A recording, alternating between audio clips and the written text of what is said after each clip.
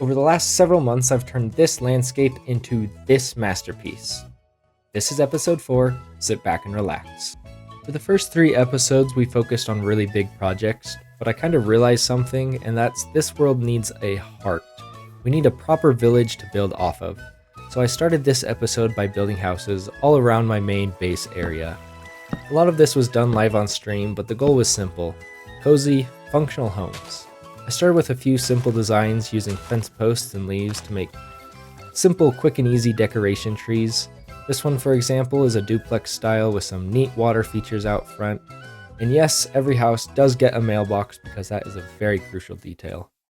I went ahead and paved a path all the way around this small island to connect everything, making it feel like a real community. Then I got into some custom builds. I made this corner house with 2 doors. The design literally wraps around the corner, and I'm super happy with how that unique look turned out. My next house was modeled after one of my childhood friends' homes. Different design again, but I really liked the variety, and so I'm going to keep it. And then next up, I built this simple house. It ended up having this really ugly pyramid roof, and I couldn't stand it. So I immediately tore it down and replaced it with some more shallow modern roof. It was definitely worth the effort because it made the whole house look so much better in the end. Now, before we get to the main build of this video, I have to address something crucial. When I tried to switch this world to a cross-platform server for Java and Bedrock so that I could play with viewers, it reset the chunks around my end portal and everything was gone. And so while I could have just mined all this out again, I really didn't want to. And so I just went into creative mode and I used structure blocks to quickly clear the area and reset everything. So is this cheating? Technically, yes. But my goal here is to just keep moving the series along. I've already cleared this out before. The area that's now cleared out is a little bit bigger. This isn't really changing anything. This just happened because I was trying to play with viewers. So now that we got that taken care of, I also went ahead and remade the sand duper from the last episode or whenever we made it. And so with the world now reset, I put everything back to normal so that we could get right back to the real gameplay. The first major project for today is going to be a giant fortress. So I started out by making this giant hexagon in the ground using simple cobblestone just for a reference. I forgot to show the final 2 houses I made on stream also, so here's a quick still frame of them. I didn't really know where else to put this in the video, so now you guys kind of get an idea of what those look like. Anyways, back to the big fortress. I headed to the Nether because I knew I'd want beacon effects to build the entire thing. And so I already had 1 beacon, I just needed 1 more. And so I killed wither skeletons here for a while. I considered getting 6 skulls so I could make 2 more beacons, but I really only needed 1 beacon. So I ran around and stayed there until I farmed enough wither skulls to make just 1 more beacon. I then went to the end. I set the wither up in a way that I've done in all of my previous episodes, so if you're not familiar with that, go and watch my previous episodes. But basically the wither just suffocates, and while it suffocates, I just mine all of the obsidian. Hopefully by the end of this video, I'll be able to take out all of the obsidian from the end so that we can do a build here in the future. Before my beacons could be functional, I had to go back to the Fletcher dome that we made in the previous episode.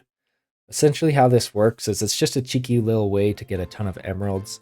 There's some tripwire hook dupers really high up in the sky that duplicate tripwires. They flow down a river and then they fall into the middle of this. Once again, go watch my previous videos if you don't completely understand what I'm talking about. I technically didn't even need these emeralds because as you can see here, my iron farm is very functional. I could have just used iron to activate all the beacons, but I do like emeralds better, and so that's what we're going to go with.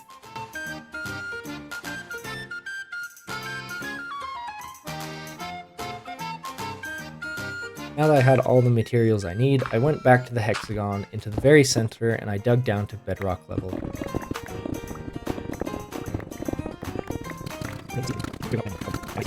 Placing the beacons was crucial because haste was going to be super important for digging out the fortress, as well as speed just because I like to go fast. The design for this fortress is going to be deep slate bricks.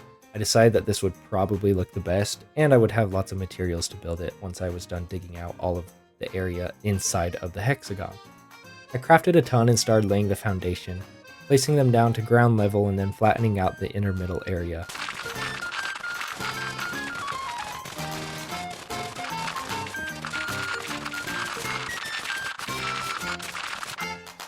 On the map, you can see the shape is starting to emerge. Next, I added a second smaller hexagon inside the original. This inner ring will eventually be the pathway of the fortress, so if you look at it from above, it's coming together super nicely. And then the rest of the digging was done live on stream.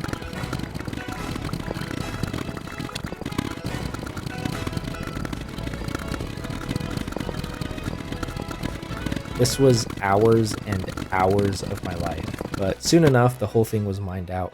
I added more beacons to help keep the dangerous mobs at bay and finished the hole. It ended up being a 77 block drop from the surrounding ground level. I kept it at this depth because my next goal is to fill the entire bottom with lava. If I went deeper, you wouldn't be able to see the lava without render distances turned all the way up. This isn't a problem I want to run into if I ever need to turn render distance down, and so this is the deepness that we're going to keep it at. Originally, I thought I could use my lava farm to fill in all of the lava, but that was a really stupid idea because it would take less time to just go to the nether and manually farm the lava than it would to even set up that farm. And so off to the nether I went.